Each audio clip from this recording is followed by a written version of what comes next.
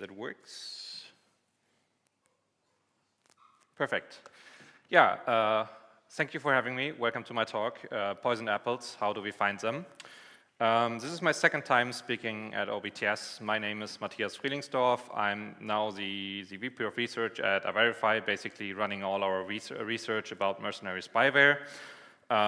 Yeah, I'm all interested in iOS malware, spyware, and mobile device security. And if you want to find me on Twitter, X, or Discord, my handle is @halsey_driver without an A. What we're going to talk today is a bit of a recap, because this talk is actually like the third iteration of a series of talks that I did. We will talk a bit about updates on iOS malware that have been discovered in 2023, and steps to discover iOS malware. Basically, I will show you what are the basic things that you can do with every Mac to gather forensic data to do the analysis and help the experts to figure out if your phone has been hacked or not. We will demo that, we will do an analysis, and of course some conclusion and some further things that needs to be improved to make the detection of iOS malware or mercenary spyware better. Short recap of my last talk at OBTS. We basically started to talk about the difference between malware and between jailbreaks. So there's a huge difference, and we're usually not looking for jailbreaks, so we don't want to do jailbreak detection. We want to look at malware itself. It is not possible to detect unknown exploits and malware with an app on the device. That was the easy state during that time, and improvements have to be made on several levels. And we're going to see if we have seen any improvements a year after that. There were also some research ideas that you could do to further enhance it, and maybe there is some juicy stuff in there that companies or people could go into, and we're going to talk a bit about that as well. Last year I showed a slide about all the iOS CVEs which have been actively exploited in the wild, so Google or Apple did a report on that one. This year I gave you a different color coding because I wanted to show you how many CVEs have been discovered in a single year. And we can already see in 2023 we have more CVEs than in any previous year, and the year is not over, so there might be even more to come. And we can also see an increase over time, so this topic gets more visibility. And even though it gets harder and harder and harder and harder to exploit iOS, we get more vulnerabilities. So there seems to be some asymmetry on that, and I would say there's still improvements to be made. Let's talk about what we've seen on iOS malware in 2023. You can see on the slide here, there's a gray bar, which means I talked about this in Amsterdam already, so I'll just summarize this shortly. This was one that I missed on my last year's slide. It was already discovered in 2021, first version of Predator, and we have seen as an IOCs here to detect it, files, we had processes, we had URLs, and we had basically a shortcut that we could use for that. Then we talked about Quadream Reign, which was a new sample which was discovered at that time, was based on Citizen Lab, and also we had files, processes, and URLs to do the detection. I'm going a bit faster through that because we have much to cover, and if you want to look at these, I have all of these in details in the previous talk, and you can just watch them on YouTube. It's free available, the slides as well, so don't worry, you're not missing anything. We had a report from Jam Threat Labs about another target where the discovery was also made with files, processes, and forensic analysis. All right, then we had the third version of Pegasus this year. And again, typical IOCs were probably files and processes. We know that there was a crash log, but during the report from Citizen Lab, we didn't have any new IOCs based on files and processes that we could work on. We just had some indications that it might have been similar. But we had a crash in the Pwn Your Home exploit, basically, that could have been used for detection. Now, we're getting to a new sample, and this one is actually pretty interesting. It's called Operation Triangulation. And this one was discovered by Kaspersky, which is a Russian vendor for antivirus products. And the actual targets itself were Kaspersky managers or Kaspersky devices which have been attacked by a spyware. They found it by analyzing the network traffic and finding some suspicious events. Then they mapped these events to the iPhone which were emitting them, and then they started doing an iOS backup with MVT. They analyzed it during at which times the device did which requests. And then I found a process which was called backup agent, and this process, it's not used for a couple of years now. So there's a new process which is called backup agent 2, which is handling the iOS backup. So this process is, it's not normal there, it shouldn't be there. And then that's basically how they discovered that might be something malicious going on there. Then they found some more events which had happened on that device, and there's a really nice analysis, and they even managed to get a full implant and to analyze this, which is super, super, super hard these days. So this was great work, and it gives us a lot of interesting insights on how typical malware works. As in IOCs, we have processes and we have links as an information. Attribution, I don't know. There was no clear attribution made, and I don't want to speculate about that. Then we had a fourth version of Pegasus, and NSO is really on fire this year. So there's another 2 vulnerabilities which have been abused to target iPhones. This time the infection vector was again iMessage and passkit. Targets were again journalists, and the detection technical analysis was done by Citizen Lab. Unfortunately, we still don't know what are like IOCs that we could use. The only thing that we know is that there might be some crashes along with iMessage or passkit or all these sandblast.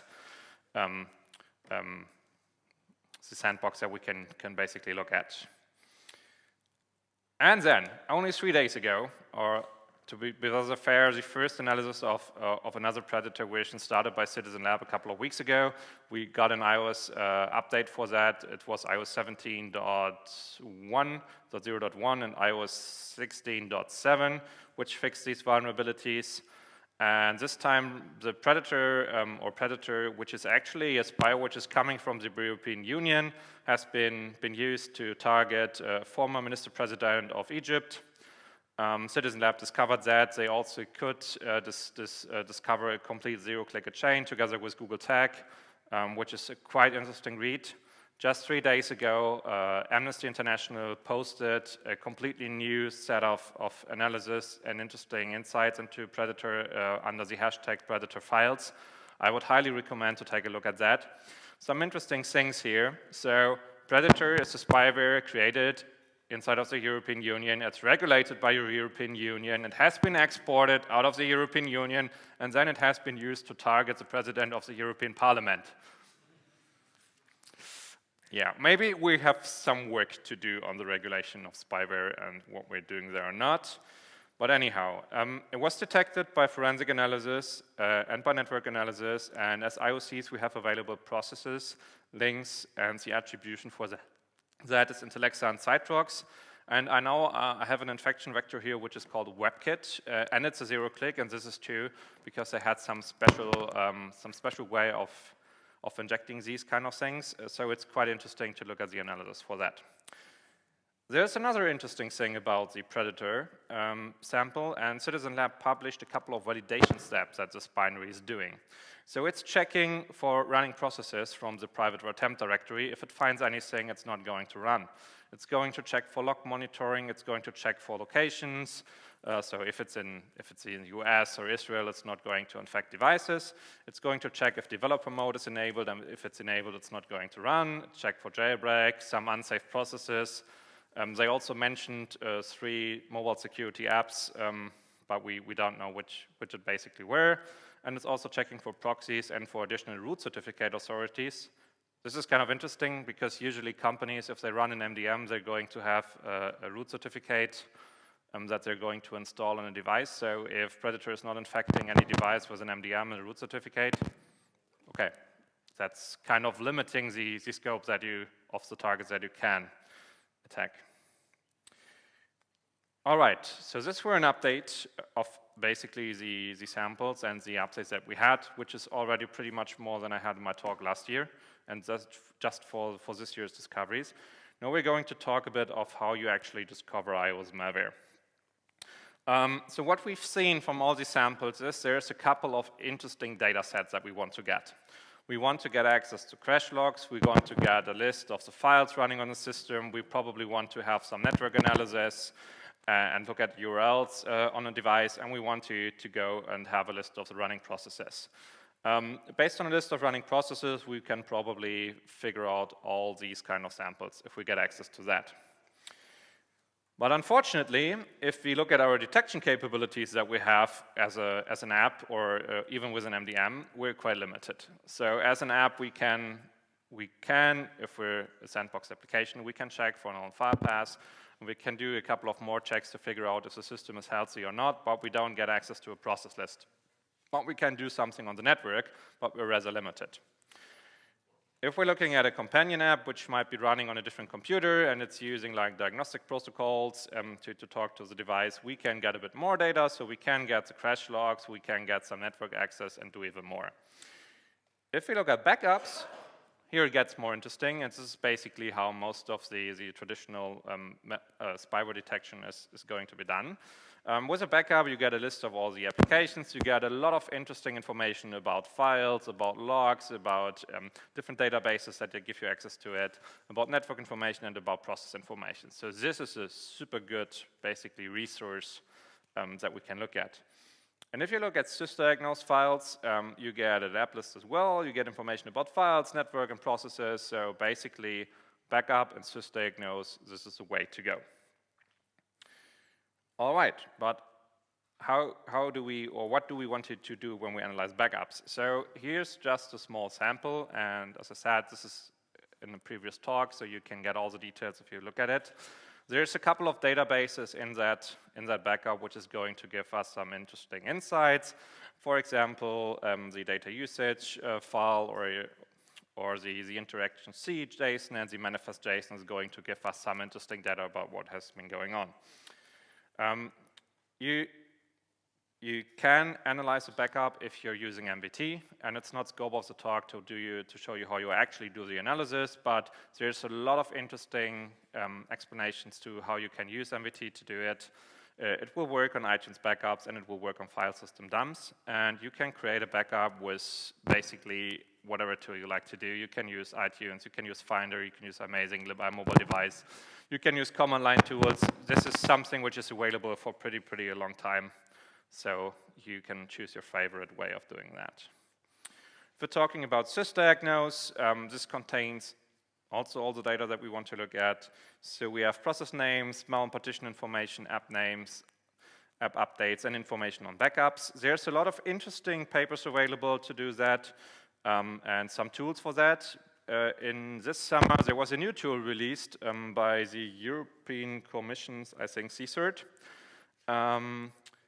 They had an excellent talk about that at a conference in July. This tool is open source, free to use. Check it out. This is, I think, one of the best samples that you can use if you want to do malware analysis with sysdiagnose files. All right, how you do sysdiagnose? Or how you can find it, you basically can look on your iPhone, and there's a folder. If you go into your settings app, it's under privacy and security, analysis improvements, analysis data, and you will find it. You can copy that over via AirDrop, or you can copy it over with a couple of tools, and I'm going to show you how to do that in a couple of seconds. But let's start with the backup first. Okay, so here's just the six or four steps that you need to do if you want to take a backup. You connect your phone, you open Finder, you select your iPhone, you turn on encryption. Encryption is super important because this will contain a lot more databases that are interesting to look at. If you do that, please remember the hopefully complex password that you have set for encrypting it. If you don't remember that password and you can't recover it from a Mac, you're not going to get access to the data. Take a backup. If you have that backup, you can give it to a forensic expert to do an analysis. All right, let's go. Okay, let's go to Finder. It's super easy, and that's why it's also a quick demo. You have that phone, it's basically ready. You have a button here to encrypt the local backup. You can still do all the iCloud backups that you want to do. So you see my default setting is using iCloud, but I still can take a local backup. I can click on backup now. This will take a bit of a time. This is the actual downside for that, depending on the size of your phone. If you do a first backup, if you do a second backup, it might just take a bit.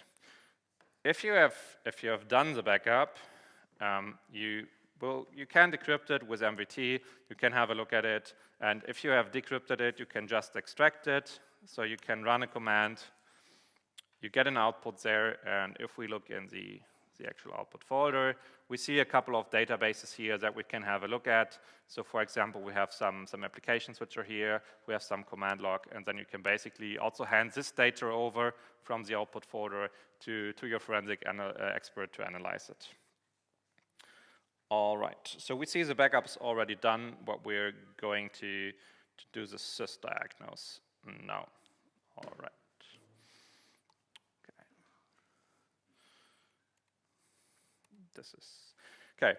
If you now want to know how to run sysdiagnosis, probably just doing by a combination of buttons. There is an excellent guide from Apple which tells you how you can run on sysdiagnosis on the bottom of your slide.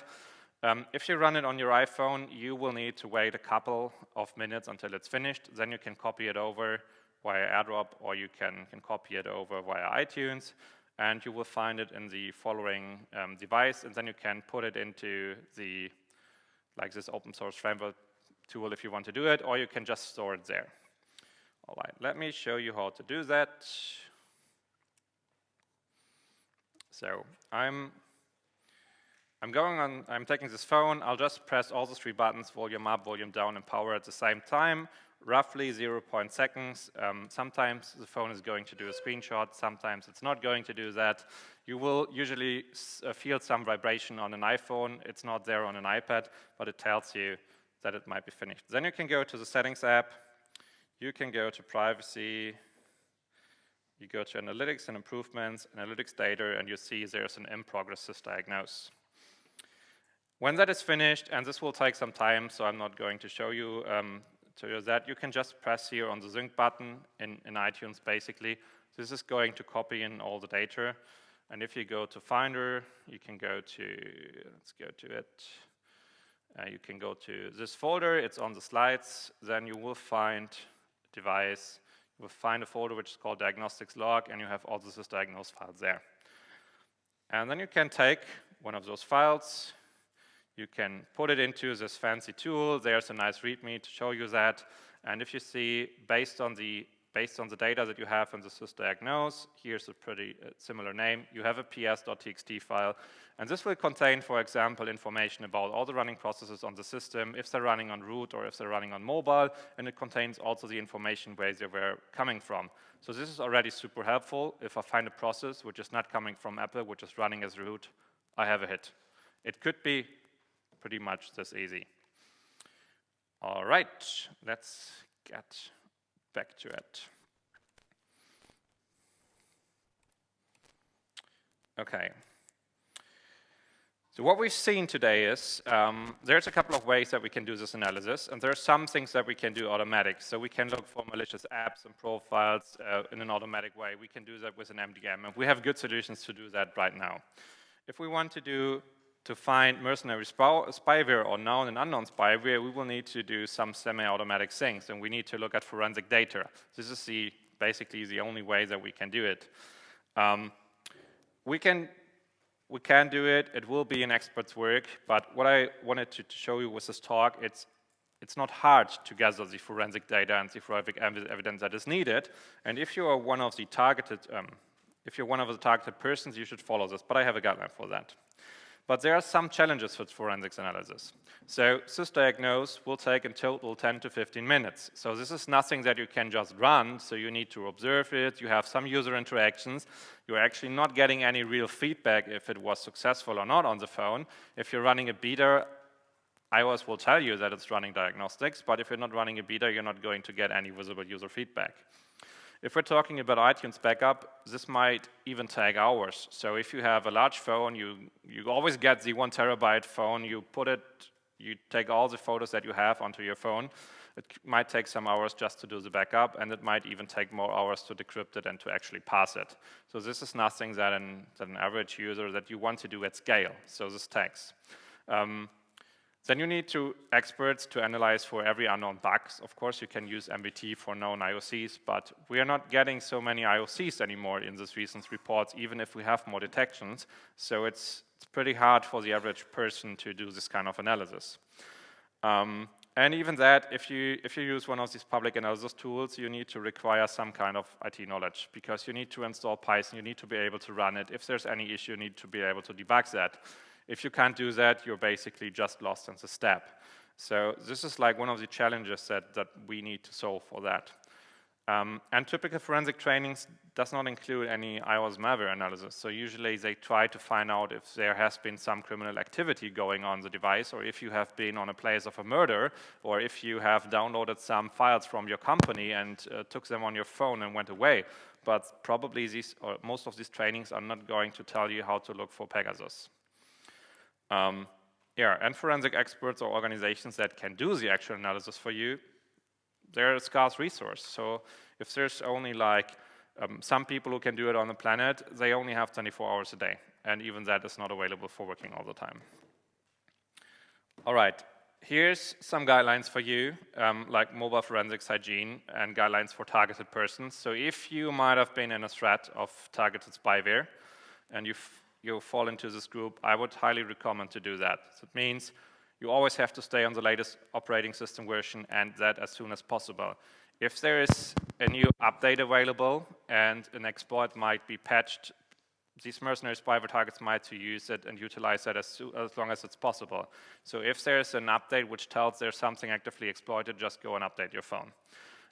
Do a first encrypted backup, and do follow-up backups from time to time, and store these backups probably not on your Mac, like on a third-party device. Do a sysdiagnose weekly or monthly, depending on your threat level, basically. And check iCloud.com or iMessage for Apple security notifications if you might have been a target and they might have get some knowledge on that. And if your iPhone behaves weird, do another sysdiagnose, restart your phone, or talk to an expert. Please feel free to reach out to me on Discord, on Twitter, on LinkedIn, or any other way, or contact us at our Verify if you will ever have the feeling that your phone might be behaving weirdly in a way you might have been targeted. You can also go to other resources available. Apple recommends in the chat notification the following link, and also Amnesty International and Citizen Lab are like well-known experts in the field. So there's many options available if you need to get help there. That's it. Or maybe there's one more thing. Maybe you've seen that, but there was a point in Predator validation steps which is kind of interesting. So Predator didn't want it to get on the device if developer mode is enabled, and this is usually a bit weird because developer mode is a security mitigation that is usually turned off because you want to prevent side loading, and Apple introduced it to make exploitation harder. So why does the spyware does not want to be on a phone that has developer mode enabled? And let's talk a bit about that. So this is a security feature which was introduced in iOS 16. The user needs to turn it on explicitly in the settings app and needs to restart the device to actually turn it on. And it made some tools available for debugging. And it might give access to some interesting data. But what if we turn on developer mode just to prevent the predator detection? There's a couple of pro things. So we could use that insights into telemetry data or some interesting things that we can use to observe, and it could prevent a predator infection. On the other hand, there's some cons to it because it allows to build easier exploits and it enables side loading even though there's some user interaction involved. So there are some pros and there are some cons, and Apple has a right to tell you this is a security mitigation and you should be careful if you turn it on. So I think it's a case-by-case decision if you want to do it or not. But I have another demo for you, and I want to show you what developer mode can be used for, or the features which are behind developer mode. All right. So here it is. I have still an iPhone here. Unfortunately, this is running iOS 15, but it doesn't matter. So it doesn't have developer mode enabled, but you don't need it to have it enabled for iOS 15. It just works. And this phone is actually using vulnerability to run TrollStore. And this vulnerability was made available by Linus last year. He talked about it at last year's OBTS. And this TrollStore allows us to run apps with arbitrary entitlements. So I can use the Filter app, and I can check, basically, see any folder that I want. I get some insights into it. I can also go into private var. I can look into keychains folder, so I now I see something that I shouldn't have, so I have some access. I can also write files here. And let's write a file here. I'll call that file hooker. And this is a known IOC which has been associated to the predator malware. So if we now check this phone with a tool that we are developing right now, which will be in beta, we can see that we have two apps on this phone which are running outside of the sandbox, so they give like privileged access to the phone. And we can see that we have found a file in the temp directory which is associated to the predator malware. So with developer mode turned on, we get access to some interesting insights that we could also use for checking the integrity of the device. All right. Okay. Let's come to the conclusion. So what do we need to do to improve malware detection further on? And everything that you can find here in green is something which is already pretty good, but it still needs some minor improvements. Everything that you can find here in red is something where we are only at the starting point. So I do think that we're missing any kind of endpoint security capabilities still on iOS. So if we could get access to a file system or process list access even on the device, this would be super helpful. If we can get this access via an MDM, it's fine as well. But we have seen in all these reports that we have seen in the previous years that access to a list of files, crashes, processes gives us capabilities to detect mercenary spyware basically, like automatically. Okay, thanks. And also, there's security research devices, but most of these devices are only handed out to developers who do actual vulnerability research. But if you want to do a lot of forensic research and you want to find out how these implants work and how they're able to do their things on iOS, you need to get some insights as well. So if you're only able to do this on jailbroken phones, you might not be able to do this kind of research on the latest device. So I do think there should be security research devices for different programs as well, which are essential for the security of the phone. So something like that would be really, really helpful in doing a lot of the research I did in the last month a lot faster. Then companies, I do think that doing crash log and forensic analysis for targeted persons is an absolute must-have for any company that works in a critical infrastructure. And from my past experience working at some of these companies, there's no strategy for targeted persons or even targeted organizations. So companies need to start to think about that mercenary spyware is also a thing that might infect them. On the other hand, I do think that for monitoring network traffic, we have a lot of good results already. Still, this can be improved and it can be used to analyze phones as well. And we have seen with Kaspersky that they did that successfully, but it's already at a good state. What iOS experts or defensive companies can do, of course, keep further going into analyzing crash logs, forensic analysis. There's lots and more resources that we can figure out. There are more databases to cover. We're only at a starting point for some of this. Then also, there's no training on malware detection. So this is something that we also need to build up.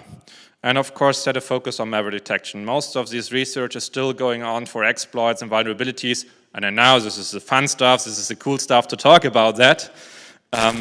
But here we have some good potential to actually also make this a lot harder for the offensive companies trying to exploit devices. All right, what is the conclusion for today?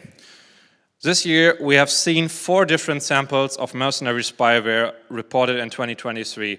This is just this year as much as we have seen in past and previous years. So this topic is going to heat more. We have multiple reports on infections this year for high-ranking politicians, managers, journalists, something which just basically got called back, which were exported and basically attacked the exported country again.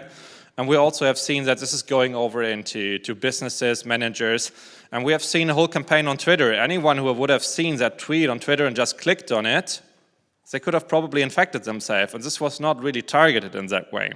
So the summary here, it's not getting better, it's getting worse for the current state.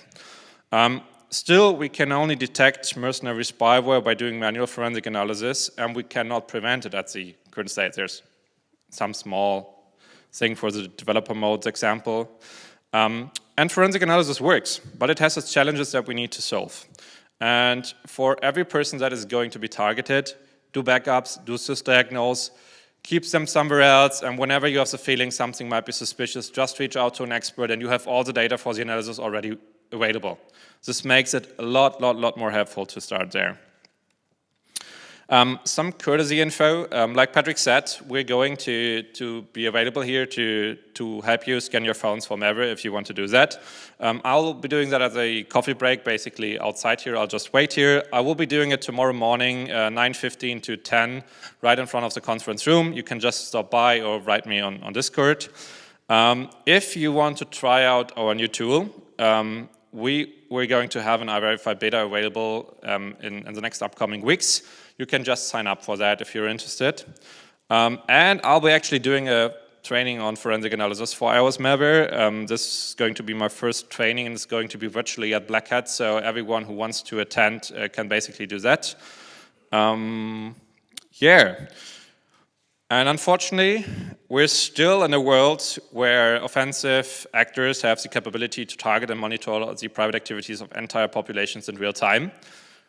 Since 2019, not much has changed here, and unfortunately, the site is still valid. And so I'm at the end. Thank you very much for having me and for listening to me. And I'm not sure if we have any time for questions.